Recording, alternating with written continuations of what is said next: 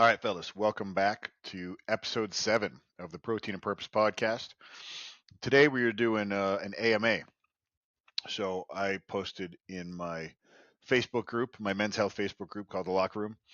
I was going to record an AMA. If you got questions, shoot them out to me. And so I want to just call out the guys in that group real quick because only one guy posted his question in the group, and it's my man Mario. So I'm going to answer his question. It was about creatine and just what is the preferred creatine supplement that I take. And so I'm not brand specific. Creatine monohydrate is it. There's no if you see like a creatine blend, you know, I always say first off, supplement by definition means in addition to. So you have to have your base nutrition down, and then supplements are intended to fill gaps. Creatine, I think, is something every should be on. Creatine monohydrate, just the basic powder. When you start to see in the fit or in the supplement industry things like a blend or a complex, it's if it's called a creatine complex, right? And you can use this with any supplement, like a protein complex or anything like that. But if they put the word complex or blend or stuff like that in there, they're using the anchor term creatine to sell the product, and so they have a little bit of creatine in there, and they have the rest fluff. This is usually maybe there's some exceptions out there. I'm not aware of it. But when I take creatine, it's creatine monohydrate powder. I put it in my coffee in the morning. I put a little bit of salt in there.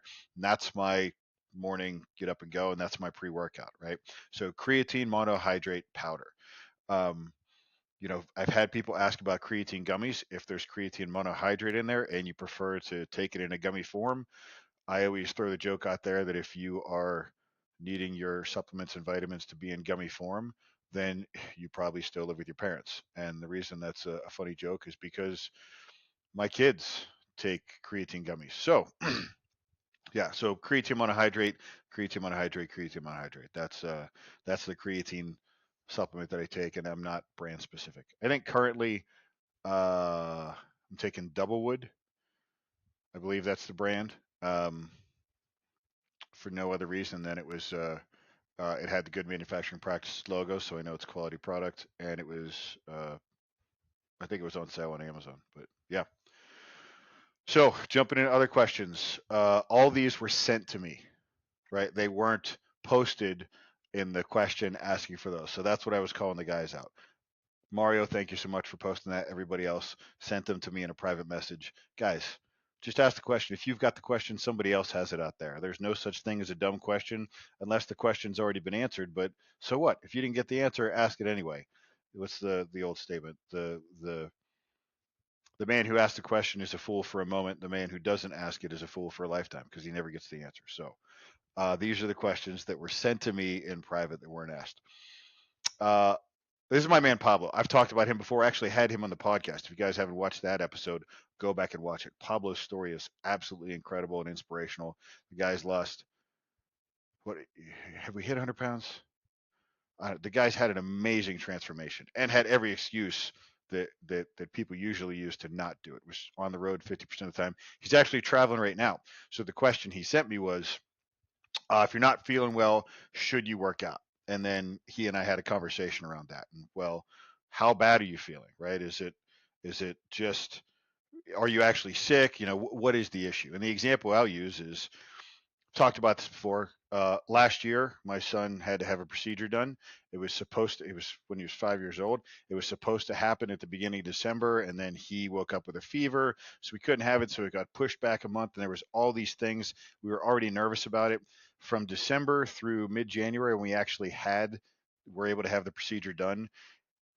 I lost 17 pounds, right? And I wasn't trying to lose that weight. It was just couldn't eat, was worried about my son's health, but I still went in and did my workouts. And during that time, anybody watching me would not think that guy's the hardest worker in the room because I was just going through the motions. I was getting done what I could to relieve some stress and stay as healthy as I could. Uh, so yeah, it's expressing physical exertion is important for a lot of different reasons. There's the physical health aspect, but there's the mental health aspect as well. Now, if you can't get out of bed, if you're like debilitatingly sick, then you know get up, get outside, get a walk in. But there's levels to it. So in our conversation, Pablo ended up he did get his workout in. He said, "I know I made the right choice because I didn't want to be sick anymore, and now I'm not." He'd had sickness like this in the past, and he was feeling better sooner than he had historically, right? And we talk about the effects of working out, proper exercise and nutrition. I stated it before, it's a regenerative therapy to increase your body's abilities. When you work out, properly done, and fuel your body properly, you get a metabolism boost. So yeah, it can help you there. And then this is great. He said, "I feel like I could have done more, but at what expense? I've done it in the past, and I've been sicker longer." So he went in there and he checked his ego, got in some work, right, to elicit a response. He didn't go in there and kick his own ass, right? He went in there, got some work done, challenged his body a little bit, fueled his body for recovery, and got proper sleep. Yeah. So, absolutely. Again, to what degree are you not feeling well? How sick are you? Is it just you can get a walk around the block some time in the sun, some fresh air? Or can you actually go get some work in? The other things to consider, like, are you contagious? Like, you don't want to get other people in the gym sick as well. So there's a lot of factors in there. But if you can, then yes, you should. That's the answer. But that it takes a real. You have to look within yourself and check your ego a little bit. Next one. This was from Mike. If I can only train 3 times a week, how do I make that count without burning out? So if I can only train 3 times a week, how do I make that count without burning out? I think 3 times a week is an adequate number of times to train, right? So you're Mike, I believe, is in his early 40s. You're not going to be an Olympic competitor training 3 times a week, but you can be a very fit dad training 3 times a week. So yeah, what I would do, and what you know, I strength train most of the year 3 times a week. Sometimes I'm up to 4, occasionally 5, but that's really rare nowadays. So I strength train 3 or 4 times a week, usually at the 3 number. It's total body workout, so I can get a bigger anabolic response, um, and to not burn out. I'm going to make some assumptions here around this question. I'm assuming you're thinking about how you used to train when you were younger and going in and doing a leg day Mondays, doing a push. Actually, no, it's a push day on Monday because Monday's International Chest Day. A pull day on Wednesday, and then a leg day on Friday, and then you have a limp all weekend, right? No, what I do is I'm going to get a push movement in every day, a pull movement in every day, and a leg movement in every day. And one of those days is going to have 2 push, one is going to have 2 pull, and one is going to have 2 legs. So I'm spreading the work out throughout the week, so I'm not like debilitatingly sore in any one area of my body. There's kind of an overall soreness throughout the week, so I don't burn out. And it's been shown to get better strength and better size gains when you do it that way, depending on how you're focusing your training. So yeah, that's 3 times a week is enough time. When I do that, I'm typically between like 40 to 55 minutes. I usually like to keep them shorter, but yeah, that would be my advice to you, Mike. Next one was from Adam. Adam, traveling sales rep, is there a realistic way to build muscle while on the road? Yeah, and I used Pablo as a reference before. He's done it. If you're traveling for work, you're usually going to be in a hotel that has access to a gym. So uh, carving out that time to make it happen. And again, for this one, you can go back and watch Pablo's episode. He's so great about sharing everything he's done openly. Like before, he when he would travel to an area for work, if he hadn't been there before, he would look ahead to see where the good bars and restaurants were. Um, Now, because he's been traveling like this for years, he already knows that, and but he doesn't go to those places as much as he used to. He looks to see what hotels have what gym setups, and if they don't have a good one, a lot of hotels have deals with local gyms where you can use your key card to get in there and just pay. Either don't pay uh, uh, a drop-in fee like a lot of gyms charge, or or just a reduced one because they have your information should you damage some equipment back at the hotel, right? So, uh, yeah, you got to schedule it, right? So it is harder with travel, but it's not impossible. Schedule it, have a program, have an adaptable program that you follow so you can, say there's a certain piece of equipment you're scheduled to use and that gym doesn't have it. Well, just look at the forces that are being put on the body and figure out how to adapt that to the environment that you have. Or just maybe you don't do that movement that day, but you do the rest of the workout. The goal is to have a plan, an adaptable plan, and be relentless about putting it into play. That was Adam. Adam, I hope that one helps. Zach, is running bad for your knees or is this just an excuse? That's a lot to that question. So I would want to know, are you a runner? Do you want to be a runner? Or, do you have bad knees and is that your challenge? Um, the, the quick answer is no, running is not bad for your knees. Not running is bad for your knees. Running too much is bad for your knees. When you work out, you're putting stress on the body. You're doing damage to the body. You're doing slight trauma. So at the end of the workout, you're not stronger. You're not faster, right? Think about it. You're tired at the end of the workout. If you're doing an endurance workout, you've worn yourself out. So your endurance is less than it was at the beginning of the workout. If you're doing a strength workout, you put max effort in there. So you are weaker at the end of that workout than you were at the beginning.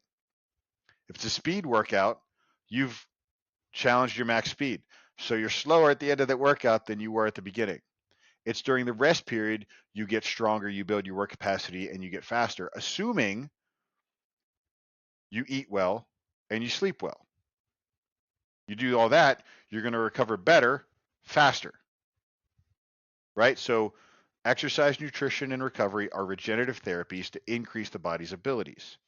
So is running bad for your knees? No. Running dumb is bad for your knees.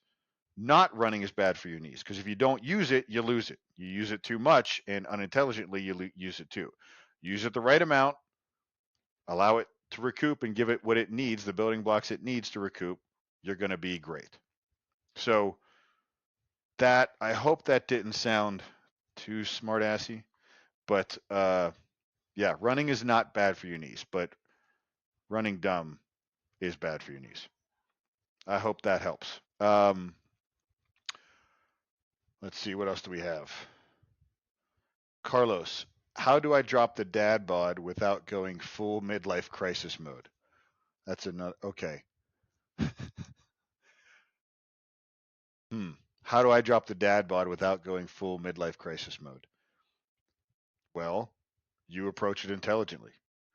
You think about where you're at with your goals, right? You set solid goals. So you guys have undoubtedly heard me before talk about my 3-goal system, right? So, and I'm making a slight change to this. This is good that it brings this up, right? So I've talked about the aesthetic goal, which most people automatically already have. I want this person's abs, this person's arms, this person's legs, right? So we start with that, and that ultimately becomes a side effect. Uh, then there's the lifetime legacy goal, which I always summarize as what type of old person do you want to be, right? So we talk about being able to run when you're older. For me, you've heard me say it, if you've been listening for any amount of time, when my kids are around 20, I'm going to be in my 60s. At that time, I want to follow them on some sort of adventure trip of their choosing, whatever they want to do, from hike the Grand Canyon, Kilimanjaro, to go skydiving. If I'm going to be ready for that, then I need to be working on my health and fitness now, maintaining it now. Still kind of abstract. So the two that connects those, or the one that connects those two, is the empowering goal. So in the next 3 to 12 months, what is this sport, activity, hobby that I want to get better at, that I want to engage in? For me, that's always been boxing. I love hitting a punching bag. I love to spar when I can. So the slight change I'm making to this is that aesthetic goal. Because if you notice, the lifetime legacy goal and the empowering goal, they're deep, right? And they're specific. They're not generic. That aesthetic goal, leaving it at aesthetic, is kind of generic. So Let's get deeper with that. So let's change it from just aesthetic, because the reason I came to this is people recently were saying um, a lot of guys would the reference they would come in with when we get to that aesthetical is I want Jack Reacher's arms or Jack Reacher's body, right? You don't. You don't necessarily want that. What you're looking at is you want his presence. So you have this aesthetic image that you want, but it's really tied to the presence of the person or character that you're seeing, right? So how do you want to be viewed? That's where we really dig in and get a good idea of what that aesthetic goal really means. So I'm calling that now your presence goal. It's deeper than aesthetic. It's how you want to be known, who you want to be known as, how you want to be viewed.